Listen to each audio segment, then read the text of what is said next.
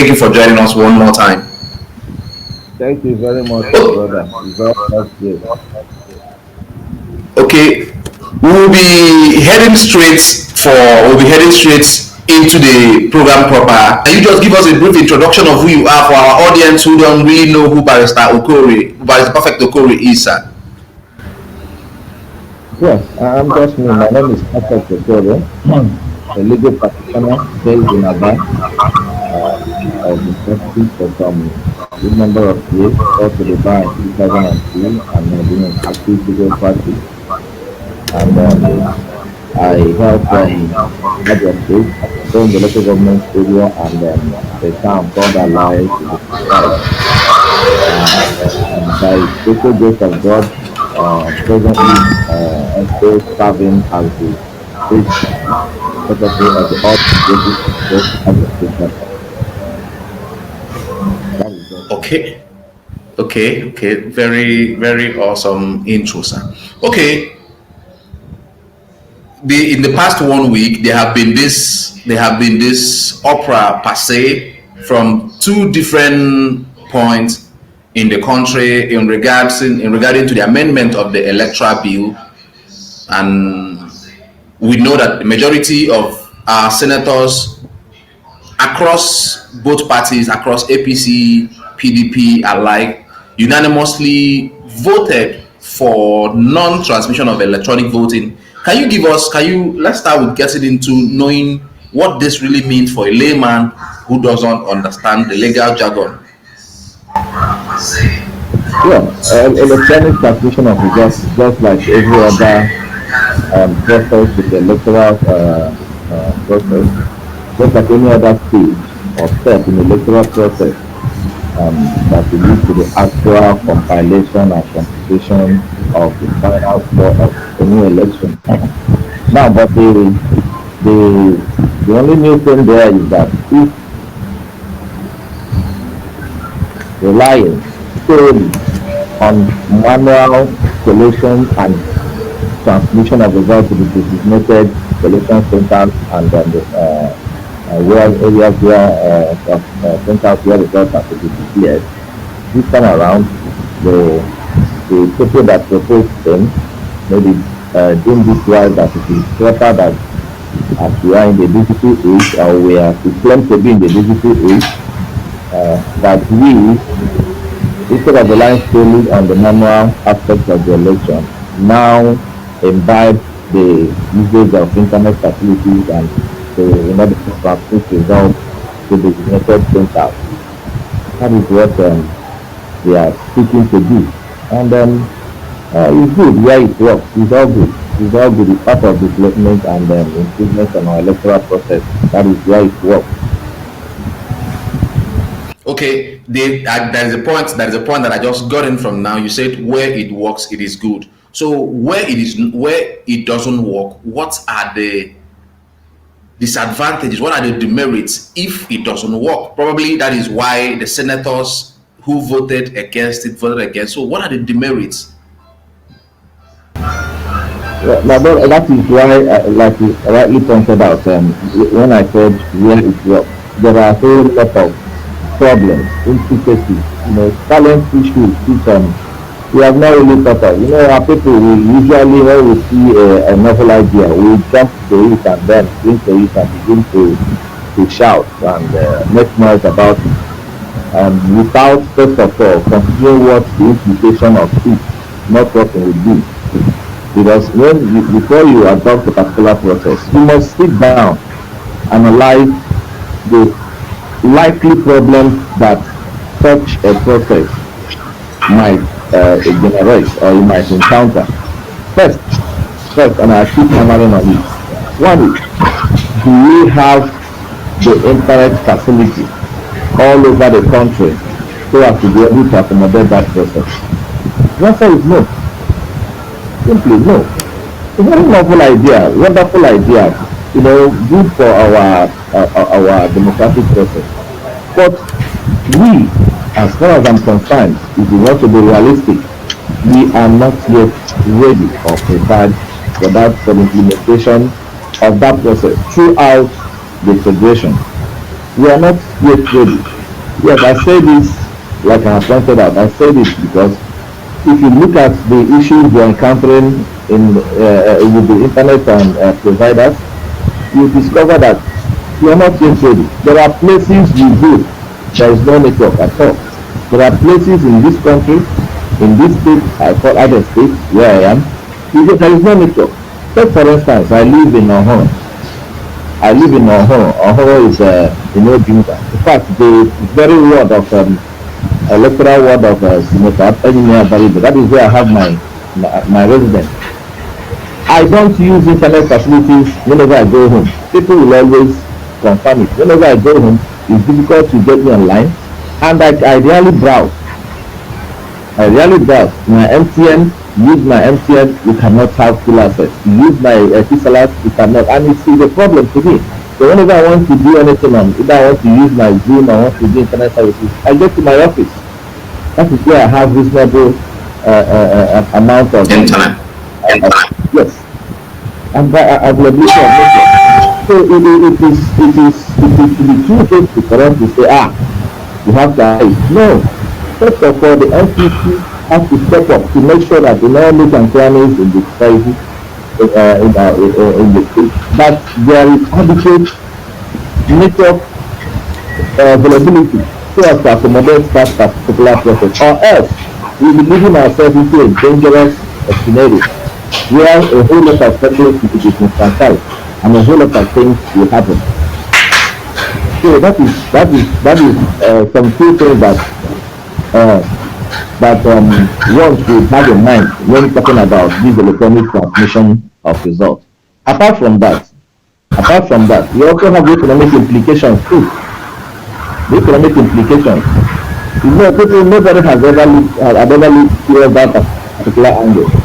What it means is that for us to have effective electronic transmission of results, it means that for every polling unit in the state, for every polling unit in the country, there must be a Wi-Fi services.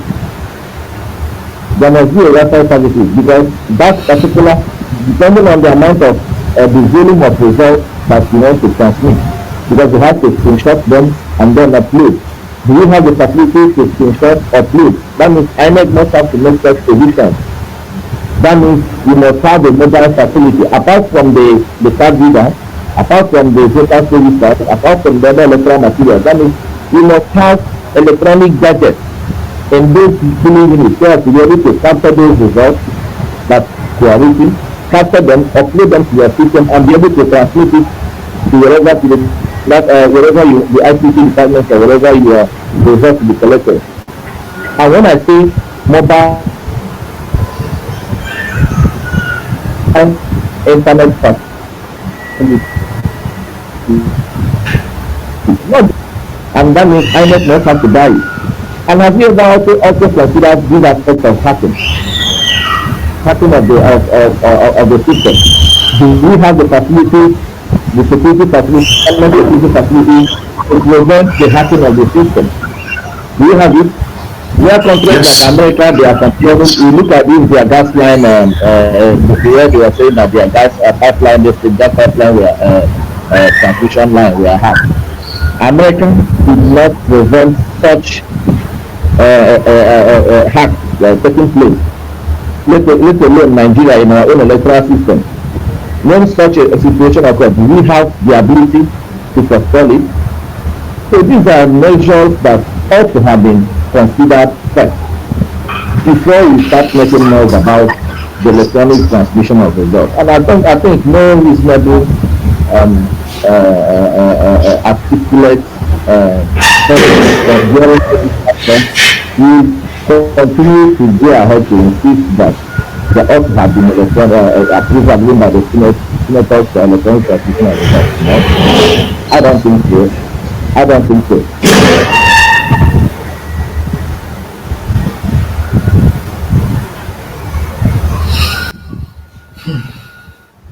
Those are very key points. You talked about internet protection facility against hackers, against intruders, against election riggers too, so that we don't move from frying pan to fire. if I'm right from what I gathered from what you said.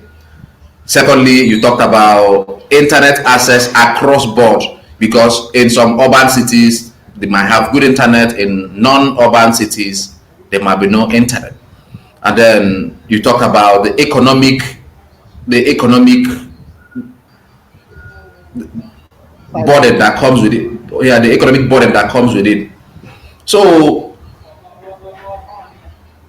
for the people, who are asking for it, what do you think is in their mind? I'm talking about the politicians who are asking for it, the other senators who are asking for it. What do you think, from your own perspective, that is in their mind that is making them ask for this and putting up all this propaganda as if it is all that we need, and without it we can't move forward as a nation?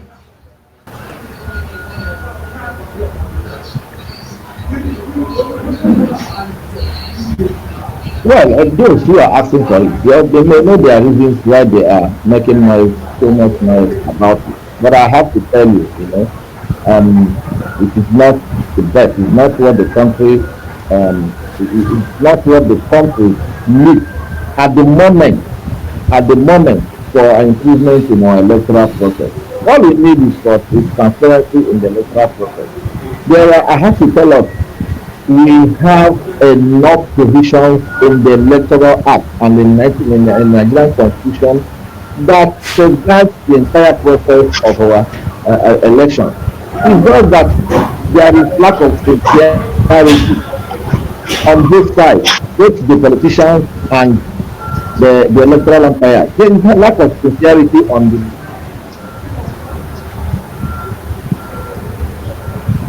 side.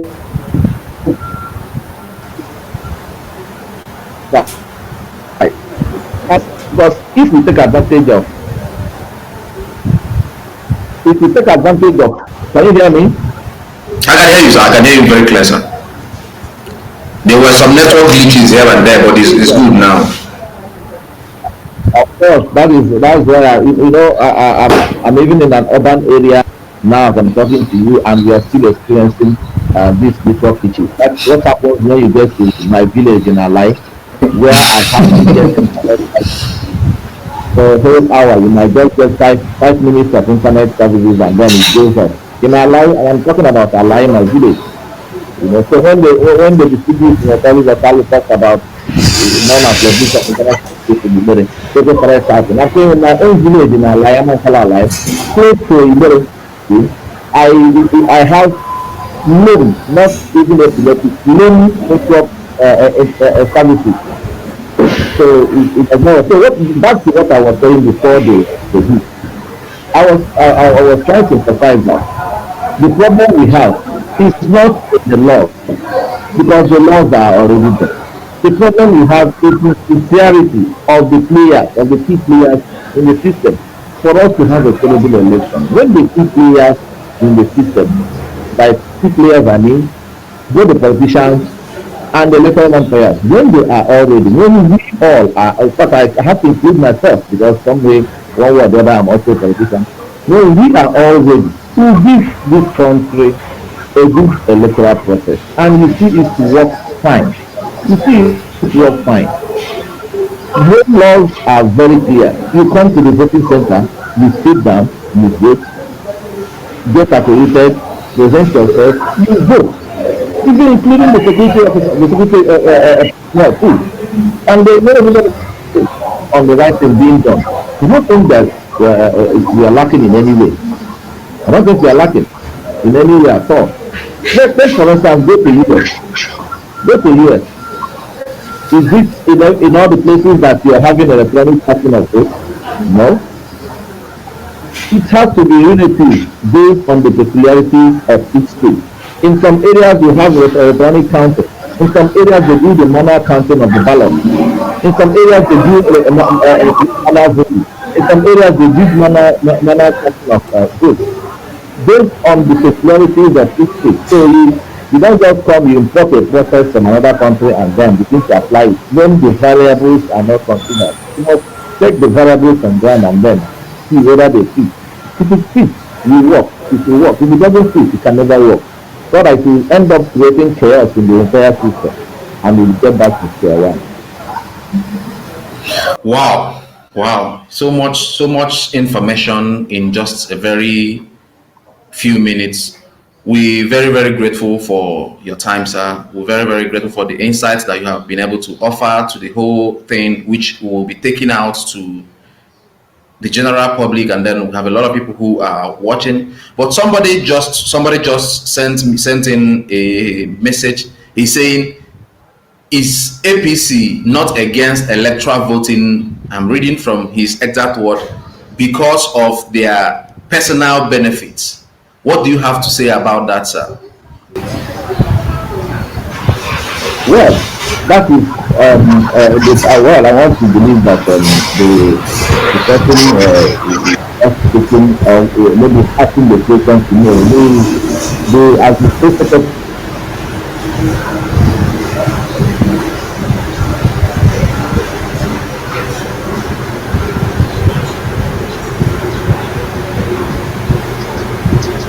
Congress. I want to state it. Hear me? Can you hear me? I can hear you. I can hear you. Or is the network issue that we're just talking about? Of course, it shows itself. Thank God. I said, as the state secretary of all progressive Congress as a state, I have to take it all unequivocally without fear of contradiction that all progressive Congress is not against the improvement of our electoral process. All progressive Congress is committed towards ensuring that our electoral process is all inclusive, not personalized, not giving advantage to any particular section of the country. That is all inclusive. That will make sure that everybody who has the right to vote, and everybody who presented himself and is qualified to be voted for is voted for. And that is what the position of all progressive Congress at the Senate and in the National Assembly represent. No, we don't embrace electronic transmission because it is going to disenfranchise a whole lot of people and end up causing serious confusion in the future. And where is the politics already heated? We don't want to create something that will come and add to the heat that we already are doing. All we need to do is to work on what we have, ensure that people who are credible, players who are credible, umpires who are credible are the ones that man the system and ensure that things are rightly done. That is what Mr. President is committed, and that is what the Opposition Congress is committed to, ensuring that everybody who has the right to vote, and that the vote counts. Not that after voting by hook or crook, somewhere would use internet facility to block the vote cast from a particular region. No, that is what we'll be hearing. The problem that is going to create will be much more worse than what we are envisaging now. So please, I state that that's the position of the party, and that is what the party is committed to. Thank you. Thank you so very much for your time, sir. We'll be glad to have you some other time when we need a legal insight like this, and then we will be asking for you to avail us your time just like this. We're very grateful. We're very grateful. Thank you once again for joining us. Thank you very much. I'm very grateful. Okay. Have a beautiful day, sir.